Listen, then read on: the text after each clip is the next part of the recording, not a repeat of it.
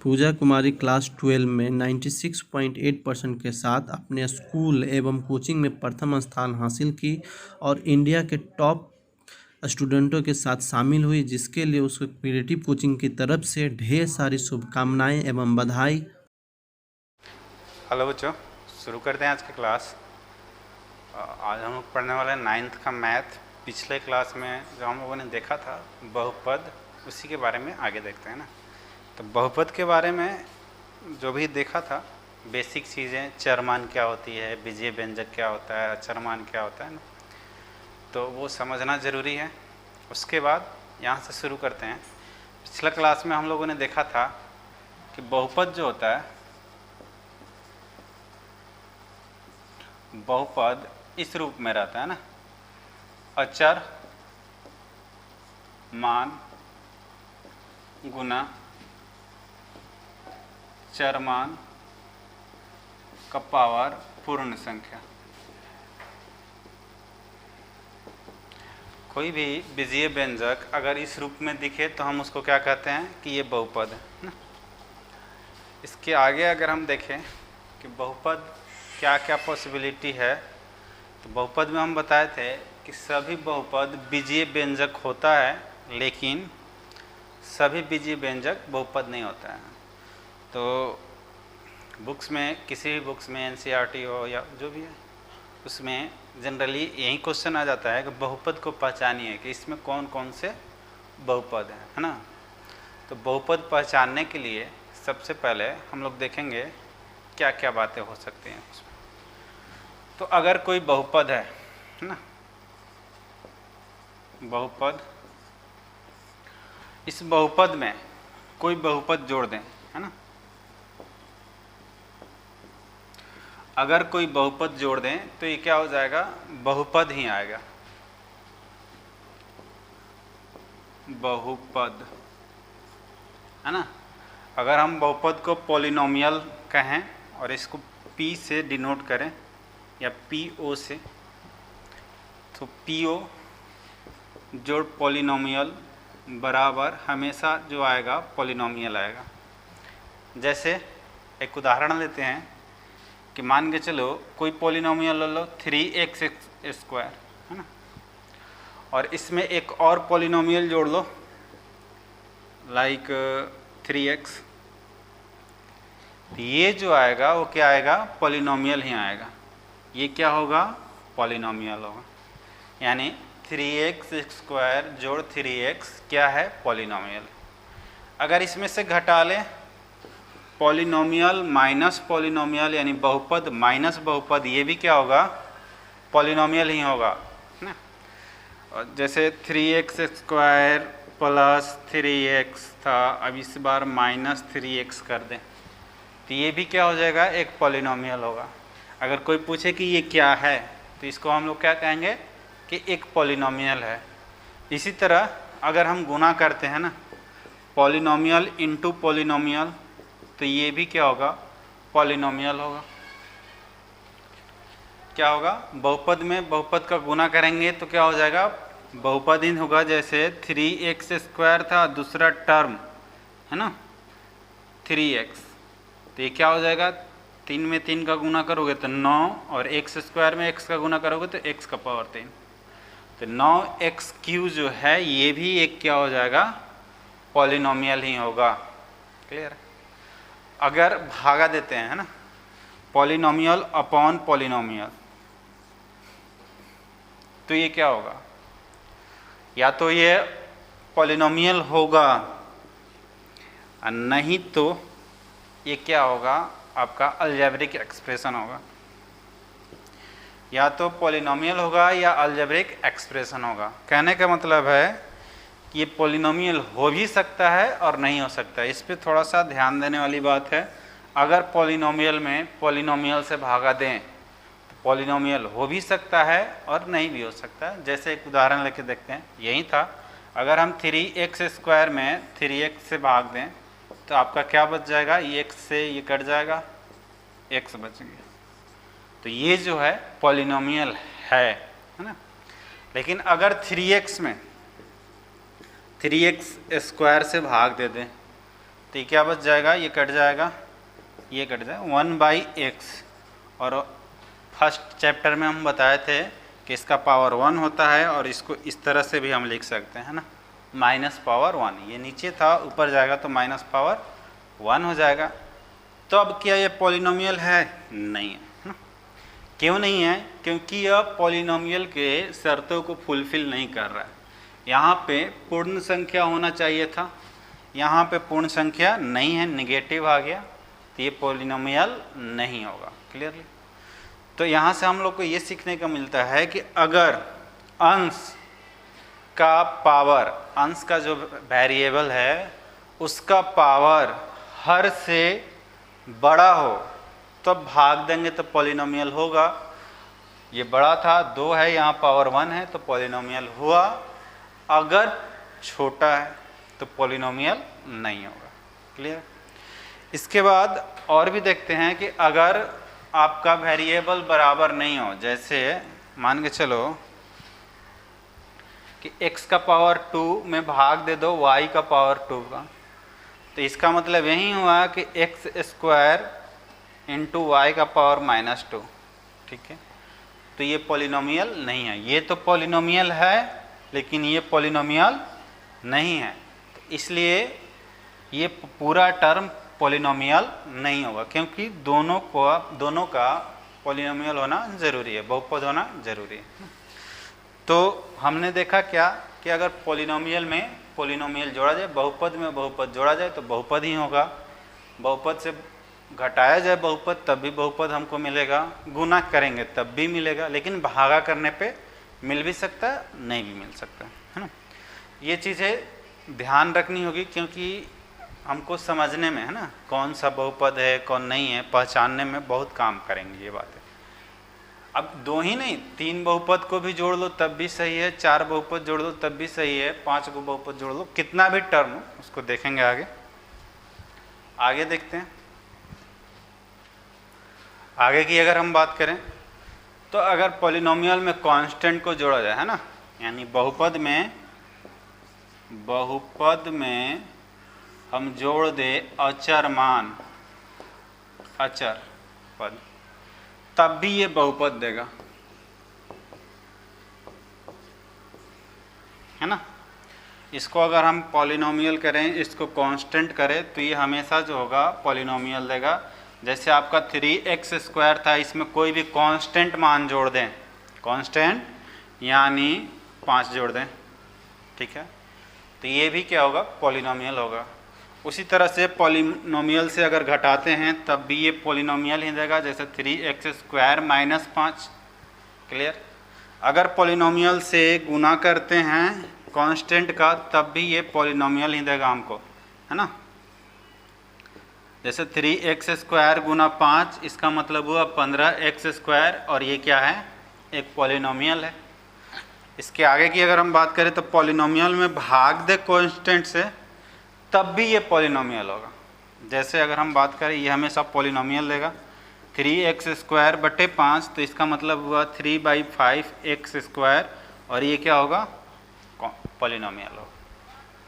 तो हमने क्या सीखा कि अगर पॉलिनोमियल में पॉलिनोमियल जुटा तो घटा या गुना होगा, तब वो सारे पॉलिनोमियल ही होंगे। भागा में हो भी सकता है, नहीं भी हो सकता है। यहाँ पे पॉलिनोमियल में कांस्टेंट जोड़े या कांस्टेंट घटाएं या गुना करें या भाग दें, सारे टर्म्स क्या होंगे, पॉलिनोमियल ही होंगे, है ना।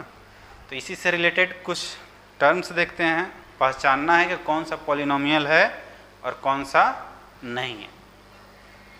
पहला, अगर रहे x² + 3x + 4, दूसरा x + 1/x - 3, चौथा 5x² + 5x³ + 8y + 3, 6 number x का पावर 6 माइनस x का पावर 4 बटे x का पावर 5, है ना। इस तरह से कुछ है, इसको देखना है कि पॉलिनोमियल हैं या नहीं। अब हम इसको कहें कि ये क्या यह पॉलिनोमियल है, क्या यह पॉलिनोमियल है क्या यह पॉलिनोमियल है, क्या यह पॉलिनोमियल है, इसको चेक करना है ना। पॉलिनोमियल होने के लिए हम क्या बताएं शर्तें कि जितने भी टर्म्स हैं अगर सारे पॉलिनोमियल हैं तो ये पूरा जो एक्सप्रेशन दे रखा है वो क्या होगा, पॉलिनोमियल होगा ना, ये पूरा व्यंजक पॉलिनोमियल होगा। अब देखो क्या ये पॉलिनोमियल है, तो हाँ है, x का पावर क्या है, स्क्वायर है। और पॉलिनोमियल होने के लिए हम क्या बताए थे, पॉलिनोमियल क्या होता है, constant into variable to the power whole number, है ना। इसका मतलब हुआ अचर मान, अचर गुना चर का पावर पूर्ण संख्या, है ना। ये चीज़ें होनी चाहिए पॉलिनोमियल होने के लिए। तो आप देखो ये एक्स स्क्वायर था, ये एक्स स्क्वायर हुआ, तो देखो यहाँ कुछ मल्टीपल में नहीं है तो 1 है, 1 एक कांस्टेंट हुआ, x एक वेरिएबल हुआ और उसका पावर 2 जो है वो होल नंबर हुआ, है ना। तो ये जो टर्म हुआ ये पॉलिनोमियल हुआ। अगर हम 3x की बात करें, 3x, तो 3x जो होगा वो क्या होगा, देखो ये कांस्टेंट है, ये वेरिएबल है और x का पावर 1 है। पिछला चैप्टर 1 में हम बताए थे कि अगर कोई भी संख्या है उसका पावर कुछ शो नहीं कर रहा है तो उसका पावर 1 है ना। अगर 4 की बात करें तो 4 एक कांस्टेंट है और आप जानते हैं कि किसी भी पॉलिनोमियल में 4 जोड़ोगे तो कांस्टेंट जोड़ोगे तो क्या हो जाएगा, पॉलिनोमियल ही होगा। तो ये जो होगा आपका पॉलिनोमियल होगा, ठीक है। नेक्स्ट देखते हैं, अब देखते हैं इसको समझ जाओ, ये पॉलिनोमियल है, क्या ये पॉलिनोमियल है, x तो पॉलिनोमियल है, लेकिन इसकी बात करें 1/x की तो क्या हो जाएगा, इसको हम ऐसे लिख सकते हैं, इसका पावर 1 है। क्या ये पॉलिनोमियल की शर्तों को फुलफिल कर रहा है, नहीं कर रहा है, क्योंकि यहाँ पावर जो है निगेटिव में, होल नंबर नहीं है, होल नंबर यहाँ से चलता है ना, तो ये होल नंबर जो होंगे उसमें से नहीं है, निगेटिव में है। तो हम क्या करेंगे कि इसको देखेंगे कि ये नहीं है, ये कांस्टेंट है। कोई अगर एक पॉलिनोमियल इसमें नहीं है तो समझो कि पूरा टर्म जो है पॉलिनोमियल नहीं होगा, तो ये पॉलिनोमियल नहीं होगा। नेक्स्ट की बात करें 5x का क्यूब प्लस 8y प्लस 10, क्या ये पॉलिनोमियल है, तो हम देख सकते हैं है, क्योंकि ये 5 कांस्टेंट है, ये वेरिएबल है, इसका पावर होल नंबर है, ये भी है और ये भी है, तो ये पूरा क्या हो जाएगा, पॉलिनोमियल होगा। अगर हम इसकी बात करें तो देखो वेरिएबल का पावर होल नंबर, यहाँ कांस्टेंट कुछ नहीं तो 1, ये क्या है ऊपर में छोटा पावर नीचे में बड़ा पावर। अभी हम बताए ये चीज़ है कि अगर ऐसा हो तो ये पॉलिनोमियल नहीं होगा, क्योंकि ये कट जाएगा, 4 को पावर कट जाएगा, पावर 1 नीचे बच जाएगा और इस पावर को ऊपर ले जाएंगे, इसको काटेंगे तो ये भी x का पावर -1। तो अगर ऐसा आ जाए तो क्या होगा, पॉलिनोमियल नहीं होगा, तो पूरा टर्म पॉलिनोमियल नहीं होगा पूरा। इस तरह से पॉलिनोमियल को पहचाना जाता है। कैसे हम पॉलिनोमियल की पहचान करेंगे, ये क्वेश्चन आता है, आपको दे देगा कि इनमें से कौन पॉलिनोमियल हैं, बहुपद हैं, ठीक है। तो ये सब चीज़ें हैं जिसको देख के आप देखते ही पकड़ लोगे कि नहीं ये बहुपद है और ये बहुपद नहीं है। नेक्स्ट देखते हैं इसी में,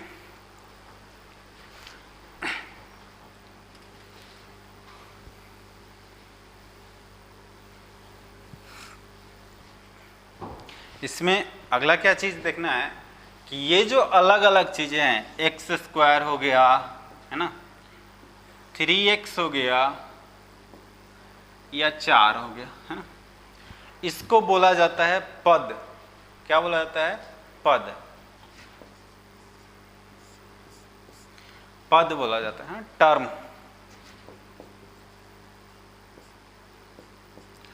टर्म बोला जाएगा। ये जनरली क्या है कि बहुत सारे पदों से मिलके ये बनता है ना। अगर इसका पहला पद देखें तो क्या है, एक्स स्क्वायर, दूसरा 3x और तीसरा 4, है ना। अगर इसमें देखें तो पहला पद x है, दूसरा पद 1/x है और तीसरा -3 है।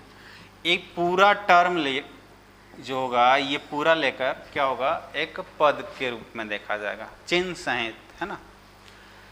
तीसरा की अगर हम बात करें तो 5x² 5x³ plus 8y plus 3 है, तो ये जो है ये सारे इसके पद होंगे।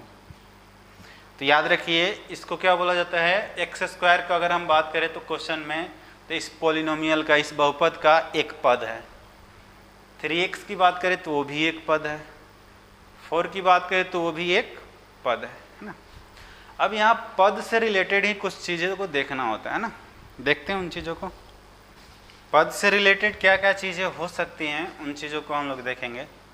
जैसे एक पॉलिनोमियल लेते हैं ना, 8x का पावर 6 प्लस 3x का पावर 3 माइनस 4x² माइनस 9, इन चीज़ों को देखते हैं, है ना। अगर हम इन चीज़ों पे चर्चा करें थोड़ा सा डीपली, तो हमने बोला कि ये एक क्या है, पद है। 8x का पावर 6 क्या है, ये पद है। दूसरा 3x³ का एक पद है, माइनस 4x² एक पद है, और 9 ये भी एक पद है ना। अब ये जो चीज़ें हैं उसको समझने के लिए समझिए कि इसमें जो चर मान हैं उसके साथ जो गुना में रहता है ना, जो चर मान है उसके साथ जो गुना में रहता है, इसको बोला जाता है गुणांक। गुणांक कोएफिशिएंट, क्या बोला जाता है, कोएफिशिएंट बोला जाता है ना। जो चर मान है उसके साथ अगर जो गुना में है तो इसको क्या बोला जाएगा, गुणांक बोला जाएगा। ये 3 क्या है, गुणांक है। -4 क्या है, गुणांक है। ठीक है, बस ये 3 टर्म के बारे में अभी देखेंगे। कांस्टेंट पद के बारे में थोड़ा सा समझते हैं। हमने बोला कि जो भी चर मान दे रखा है, पहला पद में x का पावर 6 जो है वो चर मान के रूप में दिख रहा है, तो उसको छोड़ के जो इसके साथ गुना में है, इसके साथ गुना में है, उसको बोला जाएगा गुणांक, है ना। तो अगर कोई आपसे पूछे कि x का पावर 6 का कोएफिशिएंट या गुणांक क्या है, तो क्या लिखा जाएगा, 8 लिखा जाएगा। x³ का गुणांक क्या है, तो 3 लिखा जाएगा। x² का गुणांक क्या है, तो -4 लिखा जाएगा, है ना। हमने बोला कि जो भी बहुपद दे रखा है, अगर उसका अलग अलग टर्म दे रखा है, तो उस टर्म में गुणांक निकालने के लिए हम क्या करेंगे कि उसके जो चर मान हैं उसको मल्टीपल में जो भी कांस्टेंट रहता है उसको हम लोग क्या बोलते हैं, गुणांक या कोएफिशिएंट, है ना। एक और क्वेश्चन देखते हैं। जैसे x³ plus 8x² minus 9x plus 6। अगर हम इसमें पूछें कि x³ का गुणांक क्या होगा, तो x³ का गुणांक x³ के साथ गुना में क्या है, कुछ नहीं तो 1 है, तो 1 हो जाएगा। अगर हम कहें x² का गुणांक क्या होगा, x² का गुणांक 8, x² को छोड़ के जो इसके साथ मल्टीपल में है वो क्या हो जाएगा, इसका गुणांक। कोई पूछ लिया भाई x के गुणांक क्या होगा, तो क्या होगा, -9, x को छोड़ के जो बच गया वो हमारा गुणांक हो जाएगा। ये तो उसका गुणांक हुआ जिसके साथ चर मान हो। लेकिन अगर हम कांस्टेंट का मान निकालें, गुणांक निकालना हो, तो कैसे निकालते हैं, है ना, उसके बारे में थोड़ा सा देखिए।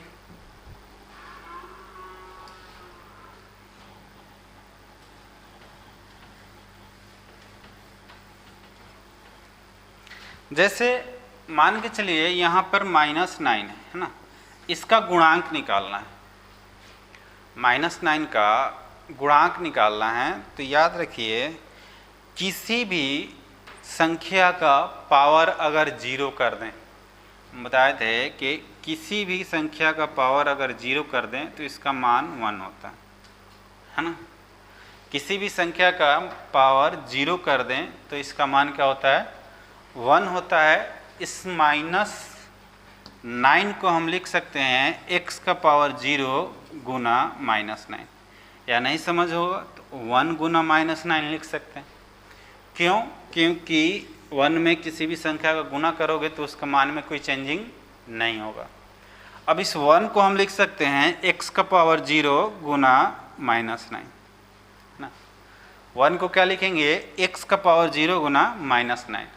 अब ये क्या दर्शाता है, अब तो इसका निकाल सकते हैं ना कि इसका क्या होगा, पॉलिनोमियल का गुणांक 1, यहाँ की कुछ नहीं है तो 1 होगा, है ना। तो ये हम लोग देख सकते हैं।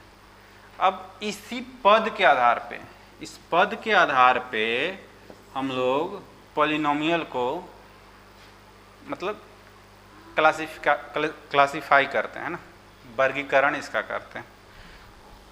तो क्लासिफिकेशन अगर देखें टर्म के आधार पे तो क्या होगा पॉलिनोमियल का, देख लीजिए। बहुपद का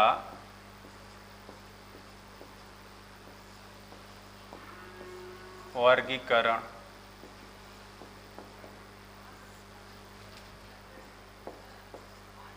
पद के आधार पर,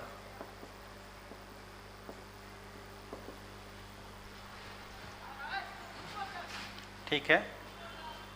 ये कैसे होगा ना, तो इसको 3 भागों में बांटा गया। एक पदी बहुपद,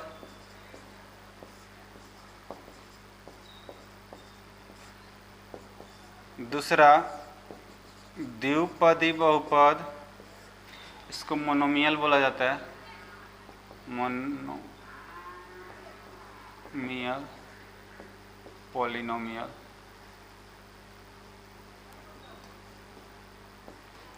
द्विपदी बहुपद इसको बोला जाएगा बायनोमियल।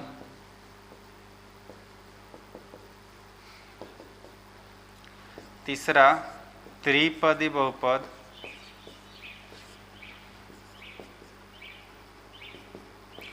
ट्राइनोमियल।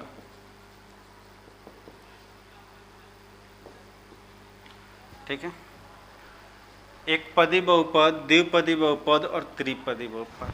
पद के आधार पे इसको 3 भागों में बांटा गया। जैसे एक पदी बहुपद किसे कहेंगे, तो जिसमें केवल एक ही टर्म हो, ऐसा बहुपद जिसमें केवल एक ही टर्म हो उसे कहेंगे एक पदी बहुपद। जैसे अगर हम बात करें तो 3x² ना, इसमें कितने पद है, एक ही पद है, तो ये उदाहरण हो जाएगा एक पदी बहुपद का ना। x भी एक उदाहरण हो जाएगा एक पदी बहुपद का। और भी ले सकते हो, y का पावर 6, 8 का पावर 8, कुछ भी ऐसा जिसमें सिर्फ एक ही टर्म हो। 9 y का पावर 9, इस तरह से एक ही टर्म है इसमें, तो हम देख सकते हैं कि अगर एक टर्म है तो इसको क्या बोला जाएगा, एक पदी बहुपद, यानी जिसमें केवल एक पद हो। इसके बारे में देखा जाए तो जिसमें केवल एक पद हो। बायनोमियल या द्विपदी की बात करें तो द्वि मतलब 2 होता है, पदी मतलब पद, जिस बहुपद में 2 पद हो। जिस बहुपद में 2 पद हो उसे कहा जाएगा बायनोमियल। जैसे x³ + x², इसमें कितने पद हुए, एक ये हुआ और एक ये हुआ, तो 2 पद हुए, तो 2 टर्म्स है, तो इसको बायनोमियल बोला जाएगा या द्विपदी बोला जाएगा ना। 6y² + y, इसमें कितने पद हुए, तो 2 पद हुए, तो इसको बोला जाएगा द्विपदी। और भी बहुत सारा उदाहरण बना सकते हो। 8x² + 3, ये इसमें भी 2 पद है, तो ये क्या हो जाएगा, द्विपदी बहुपद हो जाएगा, है ना। त्रिपदी भी समझ लीजिए, जिसमें क्या हो, जिसमें 3 पद हो, जिसमें क्या हो, 3 पद हो। अब 3 पद है तो क्या होगा, त्रिपदी बहुपद कहलाएगा। अब उदाहरण खुद से बना सकते हो कि x का पावर 6 + x का पावर 3 - 9, है ना। तो ये जो हो गए, क्या हो गए, इसमें एक टर्म, 2 टर्म, 3 टर्म, तो ये तीनों मिला के क्या बना देंगे, त्रिपदी बहुपद बना देंगे। चीज़ और देख लीजिए, एक और उदाहरण इसमें देख लेते हैं। 8x³ minus 4x² plus 3x, इसमें भी 3 टर्म है, तो इसको क्या बोला जाएगा? त्रिपदी बहुपद। यानी फाइनली अगर हम देखें तो एक पदी बहुपद मतलब एक पद, द्विपदी मतलब 2 पद, और त्रिपदी मतलब 3 पद। ठीक, वो पद किसी भी रूप में हो सकते हैं। x + y + z, ये भी एक बहुपद हुआ जिसमें 2 पद है। x + y भी एक बहुपद होगा, है ना। x + y भी एक बहुपद होगा जिसमें केवल 2 पद हैं। तो इस तरह से बहुपद बना सकते हैं ना। तो टर्म के आधार पे हम लोगों ने देखा कि कितने होते हैं। टर्म के आधार पे 3 प्रकार के बहुपद होते हैं। इससे पहले हम लोगों ने गुणांक देखा कि गुणांक क्या होता है, कोएफिशिएंट क्या होता है। देखते हैं आगे। तो आज का क्लास यहीं बंद करते हैं। नेक्स्ट क्लास में हम लोग देखेंगे आगे इसमें क्या है। अब जितना चीज़ें बता रखी हैं हमने आज या पिछले वीडियो में, उसको देखिए और उस पर आधारित जो भी क्वेश्चन बुक्स में है उसको करिए, है ना। और जो भी दिक्कत है उसको कमेंट करिए या मैसेज करिए। ठीक है, तब तक के लिए धन्यवाद।